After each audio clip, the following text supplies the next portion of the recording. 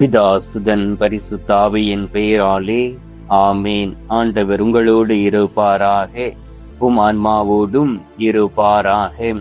லேவியர் புத்தகத்தில் இருந்து வாசகம். அதிகாரம் 11, இறைவார்த்தை 44. நான் உங்கள் ஆண்டவராகிய கடவுள், எனவே உங்களை தூய்மைப்படுத்தி தூயவராய் இருங்கள், ஏனெனில் நான் தூயவர். ஆண்டவரின் அருள்வாக்கு. இறைவா உமக்கு நன்றி. எங்கள் பரலோக தந்தையே, இயேசு கிறிஸ்துவே, தூயனல் ஆவியே, தகப்பனே, இந்த அருமையான காலை பொழுதிற்காக உமக்கு நன்றி சொல்லி துதித்துவை ஆராதிக்கிறோம் அப்பா. கடந்த நாட்களிலே எங்களை கண்மணி போல் பாதுகாத்து அனுதினமும் உம்மை எங்களுடைய பிள்ளைகளாக மாற்றி எங்களை ஆசீர்வதித்து வழிநடத்திய கிருபைக்காக உமக்கு நன்றி சொல்லி உம்மை துதிக்கிறேன் அப்பா.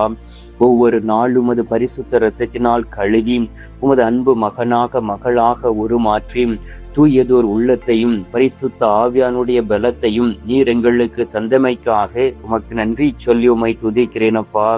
நாங்கள் இந்த உலகத்தில் உம்மை போல் வாழ வேண்டும் என ஆண்டவர் பரிசுத்தராய் இருப்பதை போல நாங்களும் பரிசுத்த தன்மையோடு இந்த உலகத்தில் வாழ்ந்து என் ஆண்டவரை மகிமைப்படுத்த வேண்டும் என்கின்ற எண்ணத்தோடு, ஆண்டவரே, எங்களுக்காக கல்வாரி பாடை சகித்து கொண்ட அன்பு தகப்பனே, உமக்கு நன்றி சொல்லி உம்மை துதிக்கிறேன் அப்பா. ஒவ்வொரு நாளும் நாங்கள் உண்ண உணவும் உடுக்க உடையும் தங்க இடமும் கொடுத்து எங்களை உமது வல்லமிக்க கரத்தின் கீழ் வழிநடத்தி கொண்டு இருப்பதற்காக உமக்கு நன்றி சொல்லி உம்மை துதிக்கிறேன் அப்பா. ஆண்டவராகிய இயேசு கிறிஸ்துவை 1 தெசலோனியர் 4:7 வாசிக்கின்றோம்.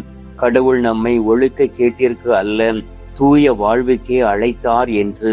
ஆம் தகப்பனே, எங்களை தூய வாழ்வு வாழ அழைத்து விண்ணகத்தில் இருக்கக்கூடிய புனிதர்களோடு இணைந்திருந்து ஒவ்வொரு நாளுமை துதித்து ஆராதிக்கக்கூடிய பலத்தை நீர் எங்களுக்கு கொடுத்து இருப்பதற்காக உமக்கு நன்றி சொல்லி உம்மை துதிக்கிறேன் அப்பா. ஆண்டவரே, நீர் ஜோசுவாவிடம் சொன்னீரே, யோசுவா 3:5 உங்களை தூய்மைப்படுத்திக் கொள்ளுங்கள், நாளை ஆண்டவர் உங்களுக்கு வியத்தகு செயல்கள் செய்வார் என்று. ஆம் தகப்பனே, நீர் எங்களுடைய வாழ்க்கையில் கடந்து வந்து என்னுடைய வாழ்க்கையிலே வியத்தகு செயல் செய்ய நீர் பக்கபலனாய் இருக்கின்றீர். ஆனால் உமது அற்புதங்களையும் அடையாளங்களையும் நாங்கள் பெற்றுக்கொள்ள தகுதியற்றவர்களாக இந்த உலகத்திலே வாழ்ந்து கொண்டு இருக்கிறோம் சுவாமி. இதோ தூய உள்ளத்தோடு உம்மை தேடி வந்திருக்கின்றோம்.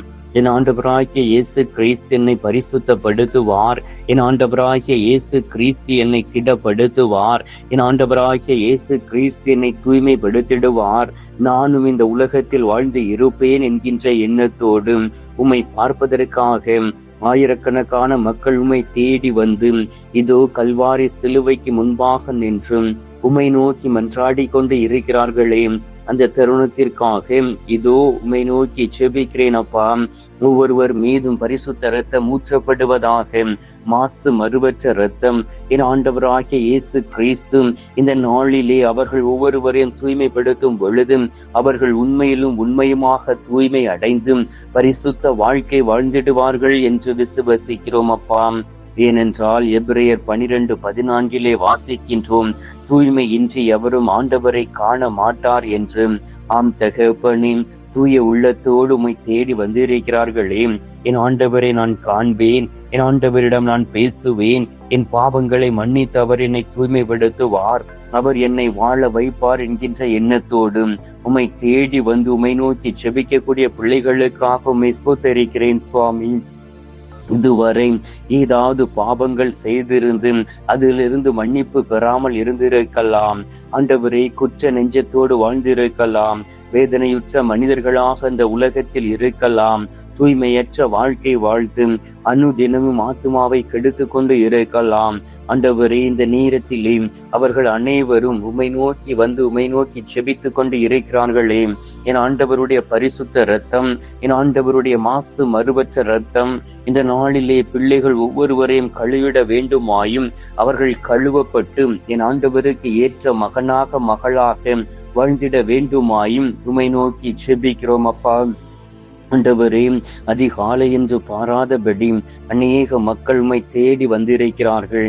இதோ என் ஆண்டவரை நோக்கி நான் ஜெபிப்பேன், என் ஆண்டவரிடம் அன்றாடுவேன், என் ஆண்டவர் எனக்கு உதவி செய்வார், என் ஆண்டவர் எனக்கு பக்கபலனாய் இருப்பார். என் ஆண்டவர் என்னை அழைத்து இருக்கின்றார்.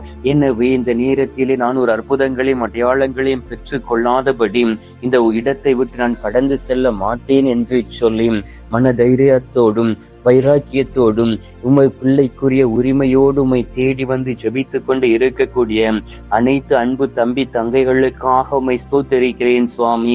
அவர்களுடைய ஜெபம் தூபத்தை போல் உமது திரு சமூகத்தில் கடந்து வருவதாக. ஏனென்றால் அவர்கள் உம்மை நம்பி இருக்கிறார்கள். ஆண்டவராகிய இயேசு கிறிஸ்துடைய திருமுகத்தை பார்த்து கொண்டு இருக்கிறார்கள். ஆண்டவராகிய இயேசு கிறிஸ்து மட்டுமே அற்புதங்களை செய்ய முடியும் என்கின்ற மன உறுதியோடு உம்மை தேடி வந்திருக்கிறார்கள். ஆண்டவரே, இந்த நேரத்திலே நீர் அவர்களுடைய கூக்குரலை கேட்டு அவர்களை ஆசீர்வதித்து அவருடைய ஜபங்களுக்கு பதில் தந்திட வேண்டுமாய் இவை நோக்கி செபிக்கிறேன் அப்பா. ஆண்டவரே, இந்த நேரத்திலும் கூட வளைகுடா நாடுகளை ஒப்புக்கொடுத்து செபிக்கின்றேன். போர் நடந்து கொண்டு இருக்கக்கூடிய ஒவ்வொரு நாட்டையும் ஒப்புக்கொடுக்கின்றேன். போரினால் பாதிக்கப்பட்டு வேதனையோடும் துக்கத்தோடும் கலக்கத்தோடும் இருக்கக்கூடிய அன்பு தம்பி தங்கைகளை ஒப்புக்கொடுக்கின்றேன். தினமும் இரவு நேரத்திலே ஆண்டவரே, போர் நடந்துவிடுமோ, இந்த நேரத்தில் நான் உயிரோடு வாழ முடியுமா என்கின்ற அச்சத்தோடு இருக்கக்கூடிய அனைத்து சகோதர சகோதரிகளையும் ஒப்புக்கொடுக்கின்றேன். தாய்மார்களையும் தந்தைமார்களையும் ஒப்புக்கொடுக்கின்றேன். ஆண்டவரே, அவர்களுக்கு பாதுகாப்பு அரணாக இருப்பீராக. அந்த தலைவர்களோடு பேசி, ஒவ்வொரு நாட்டு தலைவர்களோடு பேசி போர் நிறுத்தம் ஏற்படவும் அந்த இடத்திலே சமாதானம் நிலவக்கூடிய மன பக்குவத்தை ஒருவருக்கும் கொடுத்திடுவீராக. ஏனென்றால் எங்கெல்லாம் ஆண்டோடைய பிரசன்னம் உண்டோ அங்கெல்லாம் அமைதி உண்டு என்பதை அவர்கள் அறிந்து கொண்டு நடக்கக்கூடிய ஒரு பாக்கியத்தையும் வல்லமையும் கொடுப்பீராக. ஆண்டவராகிய இயேசு கிறிஸ்துவையும் உரோமியர் 12:1 வாசிக்கின்றோம். கடவுளுக்கு உகந்த தூய உயிருள்ள பலியாக உங்களை படையுங்கள் என்று. ஆம் தகப்பனே, யார் யாரெல்லாம் தன்னை அர்ப்பணித்து இந்த நேரத்திலே உம்மை நோக்கி செபித்துக் கொண்டு இருக்கிறார்களோ அவர்கள் அனைவரும் ஆசீர்வதிக்கப்படவும், என் ஆண்டவருக்கு ஏற்ற ஒரு வாழ்க்கை வாழவும், என் ஆண்டவருடைய சித்தத்தை நிறைவேற்றக்கூடிய பிள்ளைகளாக உருமாறிட வேண்டுமாயும் உம்மை நோக்கி செபிக்கிறேன் அப்பா. எல்லோரையும் ஆசீர்வதியும் பலப்படுத்தும். யார் யாரெல்லாம் விண்ணப்பங்களை ஏறெடுத்து ஜெபித்துக் கொண்டு இருக்கிறார்களோ அவர்களுடைய வாழ்க்கையில் ஒரு அற்புதம் நடப்பதாக. இந்த கத்தோலிக்க காணொளியின் வழியாக இணைந்து ஜெபிக்கக்கூடிய பிள்ளைகளுடைய வாழ்க்கையிலே ஒரு ஆசீர்வாதம் கடந்து வருவதாக. ஏனென்றால் அவர்கள் உம்மை அணுகி வந்திருக்கிறார்கள், உம்மை தேடி வந்திருக்கிறார்கள், உம்மிடம் மன்றாட்டை ஏறெடுக்க வந்திருக்கிறார்கள். அனைத்து மன்றாட்டுக்கும் பதில் கொடுத்திட வேண்டுமாய் உம்மை நோக்கி செபிக்கிறேன் அப்பா. ஆண்டவராகிய இயேசு கிறிஸ்துவை அதிசயங்களையும் அற்புதங்களையும் செய்யக்கூடிய அன்பு தெய்வமே, எல்லோரையும் ஆசீர்வதித்து எல்லோரையும் தூய்மைப்படுத்தி எல்லோரையும் பலப்படுத்திட வேண்டுமாய்மை நோக்கி செபிக்கின்றேன். நோய்வாய்ப்பட்டு வருத்தத்தோடும் கலக்கத்தோடும் இருக்கக்கூடிய பிள்ளைகளை ஒப்புக்கொடுக்கின்றேன். மன உளைச்சலோடு இருக்கக்கூடிய பிள்ளைகளை ஒப்புக்கொடுக்கின்றேன். மன பாரத்தோடு இருக்கக்கூடிய அன்பு தம்பி தங்கைகளை ஒப்புக்கொடுக்கின்றேன். நான் எப்படிப்பட்ட வாழ்க்கை வாழ்ந்தேன், இப்பொழுது நோய்வாய்ப்பட்டு குறுகி போய் மருத்துவமனையில் நான் சிகிச்சை பெற்றுக் கொண்டு இருக்கிறேனே என்கின்ற எண்ணத்தோடு உம்மை தேடி வந்து ஜெபிக்கக்கூடிய சகோதரிகளையும் சகோதரர்களையும் ஒப்புக்கொடுக்கின்றேன். எல்லோரையும் ஆசீர்வதித்து எல்லோரையும் பலப்படுத்தி திடப்படுத்திட வேண்டுமாய்மை நோக்கி செபிக்கிறேன் அப்பா. ஆண்டவராகிய இயேசு கிறிஸ்துவை இந்த காலையிலே உம்மை நோக்கி மன்றாடக்கூடிய பிள்ளைகள் எல்லோருமே ஆசீர்வதிக்கப்பட்டு ஆசீர்வாதமுள்ள பிள்ளைகளாக மாறிவிடுவார்களாக. இந்த நாளிலும் கூட ஆண்டவரே, உத்திரிக்க ஸ்தலத்தில் இருக்கக்கூடிய ஆத்துமாக்களை நினைவு கூறுகின்றோம். மறக்கப்பட்ட ஆத்துமாக்களை நினைவு கூறுகின்றோம். ஒவ்வொருவருக்கும் ஒரு திரு சமூகத்திலே நித்திய இளைப்பாறுதலை தந்துவிட வேண்டுமாய் உம்மை நோக்கி செபிக்கிறேன் சுவாமி. இந்த அருமையான நேரத்திலே நீர் எங்களுடைய ஜெபத்தை கேட்டிருப்பதற்காக உமக்கு நன்றி. ஜெபத்தை கேட்டு பதில் தந்திருப்பதற்காக உமக்கு ஸ்தோத்திரம் ஸ்தோத்திரம் ஸ்தோத்திரம். மீட்பெரும் இரட்சகருமான இயேசுவின் திருக்கரத்தில் ஒப்பு கொடுத்து எங்கள் தாய் கன்னி மரியாள் வழியாக ஜெபிக்கின்றோம். அன்பு தந்தையே, ஆமீன். பரலோகத்தில் இருக்கிற எங்கள் பிதாவே, உம்முடைய நாமம் அர்ச்சிக்கப்படுவதாக. உமது ராஜ்யம் அருக, உமது சித்தம் பரலோகத்தில் செய்யப்படுவது போல பூலோகத்திலும் செய்யப்படுவதாக. எங்கள் அனுதின உணவை எங்களுக்கு இன்று அளித்தருளும். எங்களுக்கு தீமை செய்கிறவர்களை நாங்கள் பொறுப்பது போல எங்கள் பாவங்களை பொறுத்தருளும். எங்களை சோதனை விழவிடாதையும் தீமையில் இருந்து எங்களை ரட்சித்தருளும். ஆமீன். அம்மா தாயே, ஆரோக்கிய மாதாவை, வேளாங்கண்ணி அன்னையே, அமலோற்ப தாயே, பூண்டி மாதாவே, அனுதினமும் எங்களுக்காக பரிந்து பேசும் அன்பு தாயே, கன்னி தாயே, உமது அன்பு பிள்ளைகளாகிய ஒவ்வொருவரையும் நிறைவாக ஆசீர்வதிக்கும்படியாகவும் உமது மகனிடம் பரிந்து பேசி விண்ணக ஆற்றலோடு நடக்கக்கூடிய பாக்கியத்தையும் வல்லமையும் பெற்றுத்தர வேண்டுமாய் உமை நோக்கி ஜெபிக்கிறோம். தாயே, அருள் நிறைந்த மரியே, வாழ்க, கர்த்தர் உடனே பெண்களுக்குள் ஆசீர்வதிக்கப்பட்டவள் நீரே. உம்முடைய திருவயிற்றின் கனியாகிய இயேசும் ஆசீர்வதிக்கப்பட்டவரே. அஜிஷ்ட மரியே, சர்வேஸ்வரிய மாதாவை, பாவிகளா இருக்கிற எங்களுக்காக இப்பொழுதும் எங்கள் மரண நேரத்திலும் வேண்டிக் கொள்ளும். ஆமீன். இதாக்கும் சுதனுக்கும் பரிசுத்த ஆவிக்கும் மகிமை உண்டாவதாக. ஆதியில் இருந்தது போல இப்பொழுதும் எப்பொழுதும் என்றென்றும் இருப்பதாக. ஆமீன்.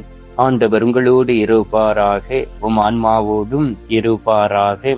எல்லாம் வல்ல இறைவன் பிதா, சுதன், பரிசுத்த ஆவி உங்களை நிறைவாய் ஆசீர்வதிப்பாராக. ஆமீன்.